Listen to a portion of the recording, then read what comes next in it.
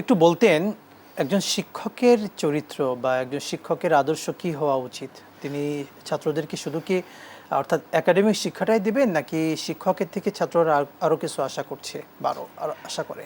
আসলে শিক্ষক, প্রকৃতপক্ষে শিক্ষক পিতামাতার ভূমিকা পালন করেন। জি।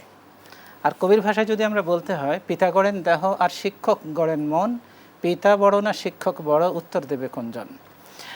আসলে আমাদের পিতা, আমাদের মা বাবারা আক্ষরিক অর্থে আমরা যেটা বলি তারা অবশ্যই আমাদের জন্মদাতা। জি।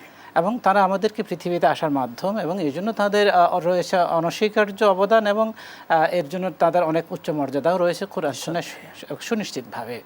পাশাপাশি অনেক ক্ষেত্রে পিতামাতা সন্তানকে প্রকৃত মানুষ গড়া, আমরা মানব শিশুরূপে পৃথিবীতে এসেছি, কিন্তু এরপরও আমাদের এমন কিছু চারিত্রিক বৈশিষ্ট্য দেখা যায় অনেকের মাঝে যে মানুষের ঘরে জন্ম নেওয়া সত্ত্বেও লোকেরা আমাদেরকে অমানুষ বলে।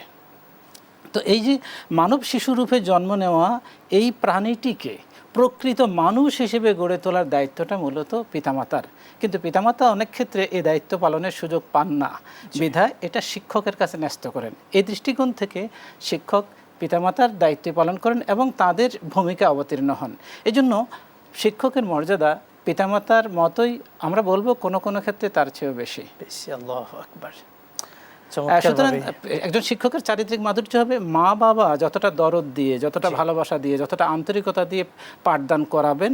পাশাপাশি শিক্ষক শুধু স্কুলের বা মাদ্রাসার যে পাঠ্যক্রম, যে সিলেবাস এবং কারিকুলাম সেটাই শুধু দেখবেন তা নয়। একজন শিক্ষক প্রকৃত মানুষ রূপে গড়ে তোলার ক্ষেত্রে যে নৈতিক শিক্ষা দরকার, মূল্যবোধ শেখানো দরকার, চারিত্রিক মাধুর্য, সব কিছুই শিক্ষক থেকে ছাত্ররা শিখে থাকেন, এবং সেটা দুভাবে শেখেন। একটা হলো শিক্ষক যা শেখান সেভাবে সেটা থেকে শেখেন, আরেকটা হলো শিক্ষককে দেখে শেখেন।